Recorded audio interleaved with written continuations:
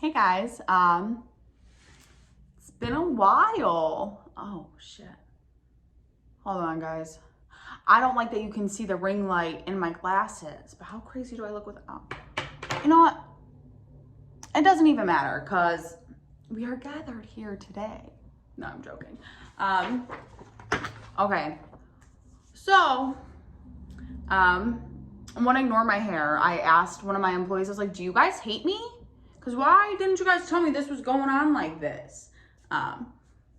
Anyway, so I had a calling. Not like the show Manifest. Actually, kind of. I don't even know really how to describe it or whatever. You all know I'm really spiritual. I have a very complex way of explaining religious beliefs. I'm a very complicated person as it is, so like it's not surprising, right? That my religious beliefs, preferences, what non-religious, spirituality is very complex. Okay, I'm just gonna get to the point. So, I'm a recovering alcoholic. I don't know if I've said that in any of my videos. If you know me, very open about it. When I say recovering alcoholic, I mean, I'm real life alcoholic, like 4th generation. And it was really bad before I got my second DUI, which I got both of them before 21, by the way. I've never had a legal drink and I never will have a legal drink.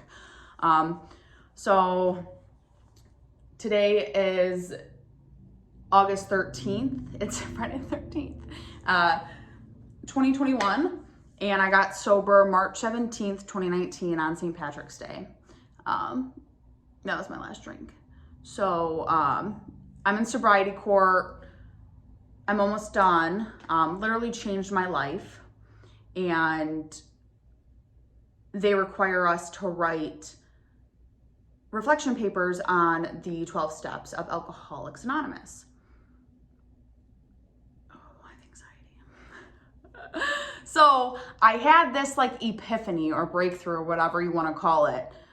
It's probably been like a month and a half, 2 months, since I've had it. And it was just like, honestly, so much has been going on in my life and my memory is shot because I'm always it was the Bluetooth speaker turning off. I'm always on the go. So I don't really remember how it happened or if it just happened one day, but it was like, hey, bitch, you need to read your papers and post them on YouTube. And it keeps nagging. I've pulled cards on it. I've prayed about it. And I need to do this. And so I know that my life purpose is to help people and to share my story with the world. Just because, like, 1, I shouldn't be alive, and 2, I shouldn't be as successful as I am at 23 years old. If you look at my life up until now. So like I said, I don't know. I have a lot of anxiety and I don't know when I'm going to post this because it's kind of a little scary. Going really into depth and going over everything. I'm literally going to read what I wrote. So, you know, also it's going to be a little weird for me to see like where I was early sobriety because I'm going to start, this week is going to be step 1, next week, step 2, week after that, step 3, and so on and so forth. There's like 1 reflection paper in between. That one's lengthy. I'm probably going to read that one. And then coming up, I have my graduation paper.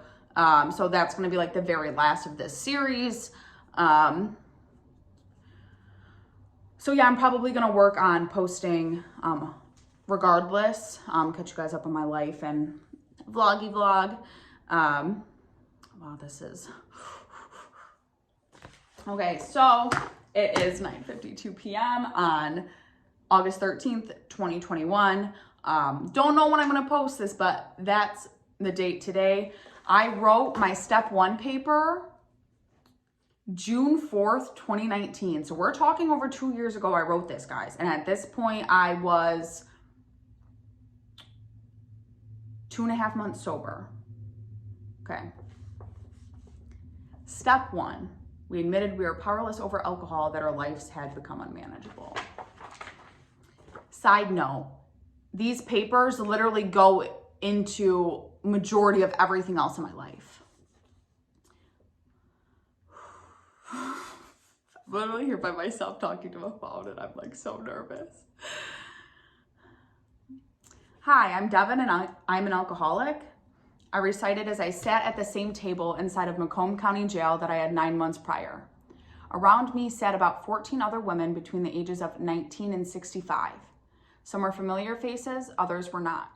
Every single one of us had something in common, that we had done something unlawful that landed us in an inhumane setting of punishment. I was the only person who sat at that meeting who did not relate to being a drug addict, and I was the only one who did not think I was an alcoholic. I was the last woman to introduce myself and to speak aloud my story, if I would wish, and I did. Alcohol has been an issue my whole life. My mother was an alcoholic.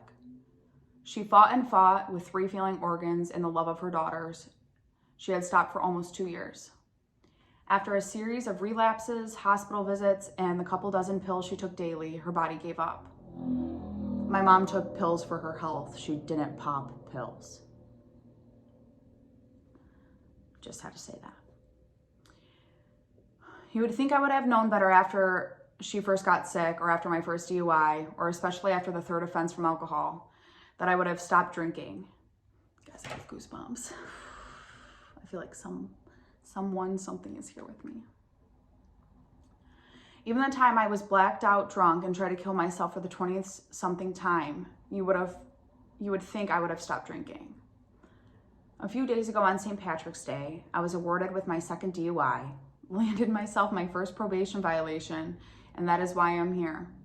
Of course, there is more to my story, like all of us, but one thing I will say to you all who are mothers is to love your kids more. Most of you shared you have young babies waiting for you to come home, and all I can share with you is even though I got just short of 19 years with my mother, it was nowhere near enough. I miss her. I took my first drink at the age of 14, pink lemonade Burnett's vodka. My closest cousin, Jean, and I sat on his bed taking a couple shots and chasing with actual pink lemonade. I felt the effects quickly, but we stopped at some point before either of us reached the point of vomiting or blacking out. Throughout high school, I was not much of a drinker, but a definite pothead. I was classified as the mom at parties, taking care of those who were too drunk to stand, threatening the kids who would screw with the really drunk ones, get rid of the cops, etc. Come the middle of my sophomore year is when I would start to drink more at parties, but only to the point that it was time to go home or until I threw up.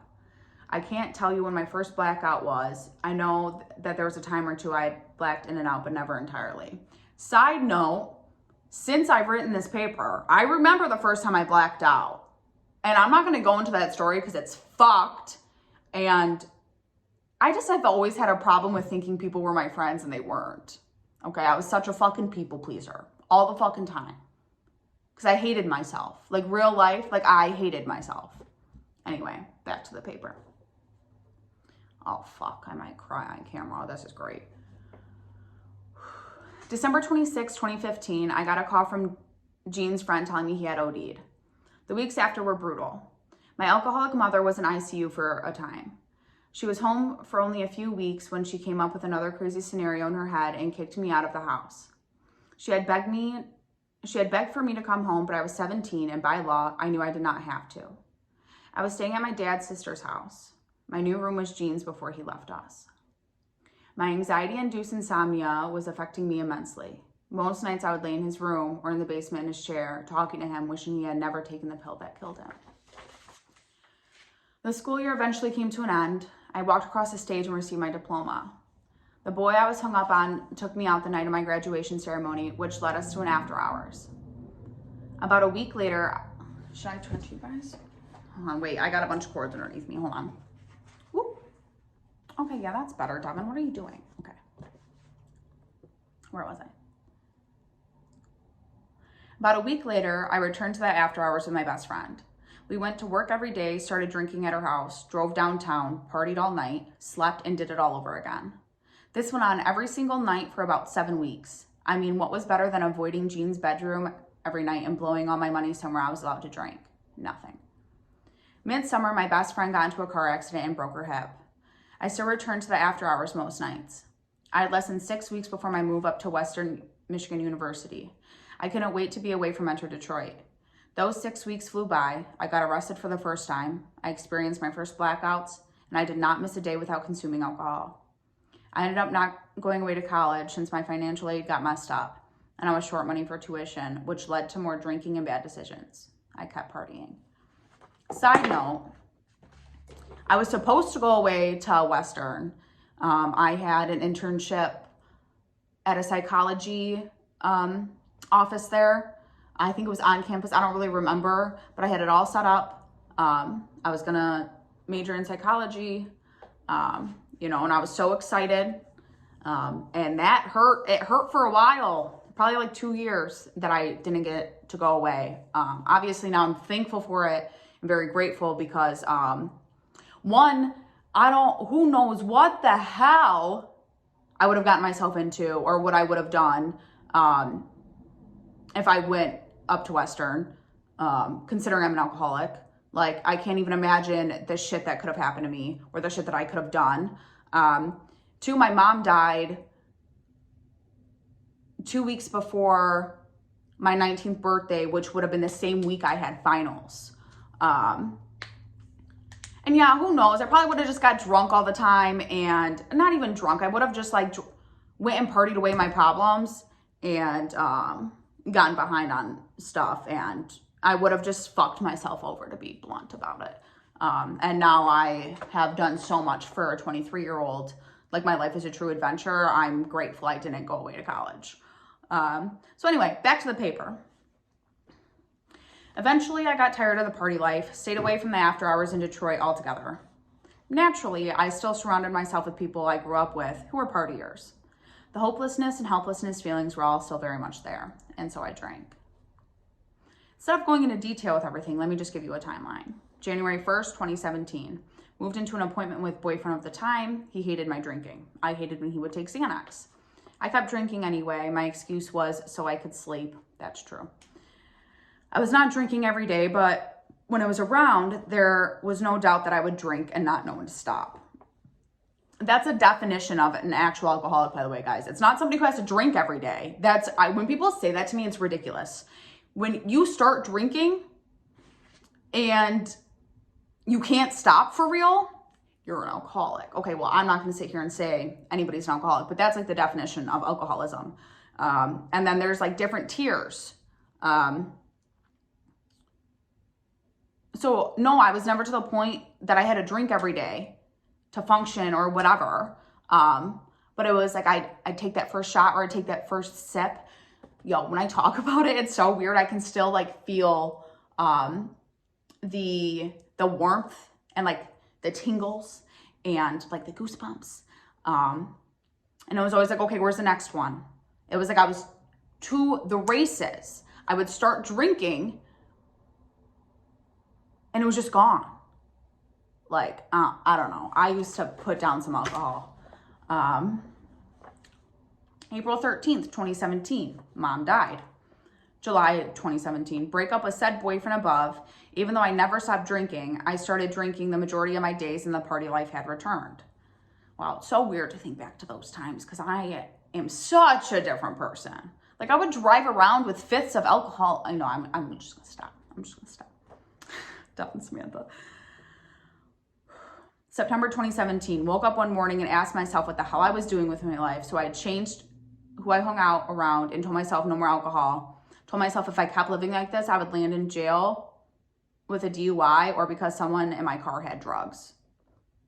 I literally, that's been my whole life, I like just have always like knew something was going to happen. Like I knew what was going to happen. I've always just known things. I've had dreams of things before they happen and then it happens and I'm like, holy shit.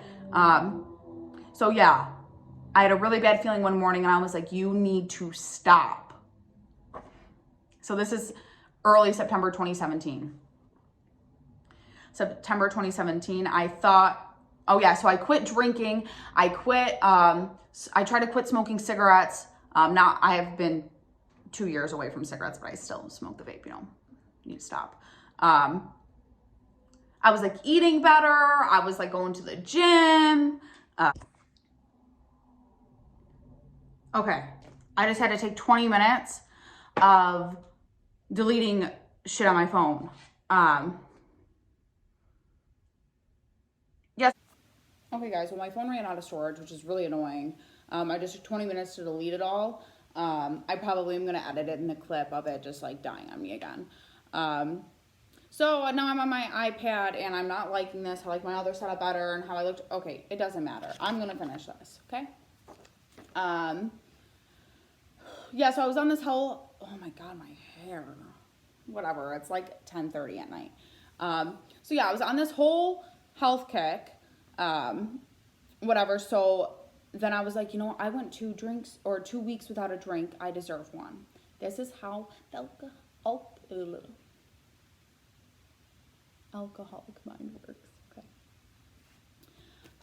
Okay, so then that same month, I went back to problem drinking, few remembered complete blackouts, got into arguments, lost friendships, etc.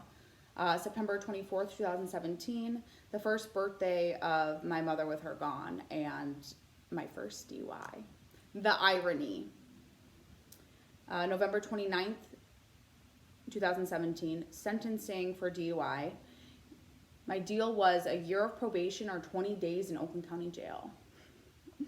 December 14th, 2017, released from Oakland County Jail. So I took the 20 days. I said, fuck probation, sat my ass in jail. I was like, I won't have anything to worry about, blah, blah, blah, blah, blah, blah, blah. And to be honest, looking back at it, I still don't regret it, even though I got a second one and had to be on probation anyway, because I wasn't ready at all for terms of probation, to stop drinking, and all the bullshit that happened in that year and a half between DUIs, I definitely needed to happen. January to April 2018, moved in with boyfriend of the time, who was also my boss. He also hated my drinking. I did not drink much, but would sneak drinks often.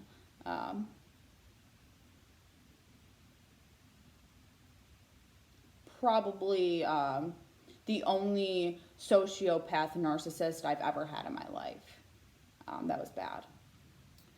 May 2018, blackout from Crown Royal and beer. Took all of my Xanax prescription, so it was 57 milligrams. I had 57 pills left. An attempt to kill myself. I still do not know why, and the 4 days after the fact are a blur. I ruined family relationships that are now mended. Smashed my car. I also ran over a stop sign. Don't know how I didn't. I just kept driving. And then admitted myself into a mental hospital in hopes of no more self-destruction. May 12th, 2018, day after I was released from the hospital, I had a modeling event. I drank and blacked out. June 2nd, 2018, went out on the water for a friend's birthday, started drinking, got drugged / roofied, woke up the next day in jail being told I was being charged with home invasion. September 2018, after a summer of working 18 and 22 hours a day, drinking every single day, I decided I did not want to drink anymore. That lasted a little over a month. October 2018, March 2019, problem drinking. Also that December, I took 110 milligrams of Xanax, an attempt to kill myself, tried to hang myself like 3 times. Got sexually assaulted pretty bad in those 4 days that I was like checked out trying to kill myself. Everybody knew I was trying to kill myself. Oh, it told me low battery. I was like, it did not stop my video again. What was I saying? Oh, and then I went in, I drank cleaning solution. Okay, I drank cleaning solution on top of all the Xanax, and I don't know how I'm still alive. And then I went into my bathtub and cut my wrists open And is this too much to put on YouTube?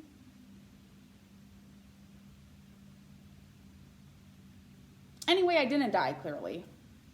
I didn't go to the hospital or anything, and that's the last time I tried to kill myself. So thank God for that, because I'm supposed to be here. And I want to live now. Like, it's so crazy to want to live and to love myself. Like, I never thought I'd see the day.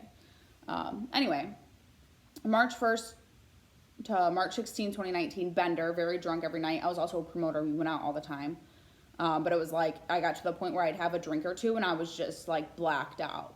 Like, don't remember. March 17, 2019, DUI number 2 and my last drink to date. April 28th, 2019, my 21st birthday, legal to drink. So that was like me saying, like, I've never had a legal drink. Like, I got 2 DUIs before I was even legal to drink. Leading up to my sentencing, I was thankful I got caught drinking and driving again. I knew it had to happen because if it didn't happen when it had, it would have eventually. For some time, I kept saying to myself, when I can drink by law again, I will know how to control myself. After being sober for a little over 30 days, I'd reflected on all my problem drinking and committed myself to getting everything 110% stable in my life, realizing I should never drink again because I would most likely end up in the same problematic habits. May 20th, 2019, I appeared in court in Royal Oak where I was sentenced to 2 years on sobriety court probation. One of the requirements while in the program was to attend AA 3 times a week. One thing I did not want to do, to talk about my problems with strangers, to talk about my mother's drinking. It did not seem like it would help me, only bring up more anxiety and memories I did not want to remember. Moments before walking into my first AA meeting, I parked my car in the parking lot of Cedar Crest Church, pulled out my phone, and started recording a Snapchat for my friends. Guess what I'm doing this lovely Tuesday evening? I'm about to walk into my first AA meeting. Jesus, what the fuck did you get yourself into, Devin Samantha? Honestly, after walking out of that meeting, I was way more open-minded and open-hearted about the 12-step program than I had been when I walked in. I drove home and opened up the little yellow envelope they had given me. As I flipped through the literature I was gifted, I opened a white sheet of paper that was folded hot dog style. On it was a roadmap of alcoholism, 3 tiers of common habits of an alcoholic. As I read through the map, I could personally relate to multiple points on each tier. It started to sink in that I, Devin Hembry, am seriously an alcoholic, not just someone with an abuse problem. My next meeting, I had found my sponsor, Alex. She sat next to me at the same church I had been at a few days before. Something was telling me that she is supposed to be my sponsor. When she spoke at the table, there was so much she was saying to me, like something was telling her to reach out to me. The next day, she agreed to be my sponsor, which led to our conversation the next day where she had explained that alcoholism is an allergy to alcohol. I shared with her the times I would drive around with a 5th in my cup holder, the infamous wine in the coffee cup to go, how the last few months of my drinking, it was like I would black out after 2 or 3 drinks, and how every time I started drinking, there was never a red light. I always kept drinking. That conversation helped me fully understand what an alcoholic is. I did not think I was an alcoholic until I was given the knowledge of true alcoholism. Turns out, I was just not aware that I'm an alcoholic. As I dug into the books, Alcoholics Anonymous and 12 Steps and 12 Traditions, I highlighted many sentences and paragraphs. When I reread what I already had days later, I highlighted even more considering I had learned more about my disease from meetings and talks with my sponsor. And the doctors know I did not fit into one category of a type of alcoholic, but I fit into every single category. Reading Bill's story, I almost felt as if I had lived the same as Bill in much of his story. All of this was absolutely mind-blowing to me. Step 1, to admit I am powerless over alcohol and that my life was unmanageable. Sitting down at Alex's after a post-meeting dinner, we went through the books and my highlights. We reflected, then dug into my progress of working the steps. She asked, "Are you powerless over alcohol and is your life unmanageable because of it?" I pondered that question because I am managing my life. I spoke my thought and Alex replied, "You lost your house, you lost your license, you're spending over $1,200 a week in Uber. I think your life is unmanageable." Those words left me with never-ending thoughts for hours after she dropped me off at home. I thought about all the rock bottoms I hit during the 3 years of my problem drinking and how different my life would be at this very moment, hence I broke the cycle while I witnessed my mother die. There is no excuse, explanation, nor conclusion other than the inevitable. I am Devin, and I am an alcoholic. I have chills. Woo! Woo! Ah! So guys, that's my step 1 reflection of AA. I give you guys a lot more information too. So okay, I know I said I didn't know when I was gonna post this, but I'm gonna edit it and get it together and post it and stay on top of myself and hold myself accountable to continue every week. That gives me anxiety. I'm literally about to put my whole life out.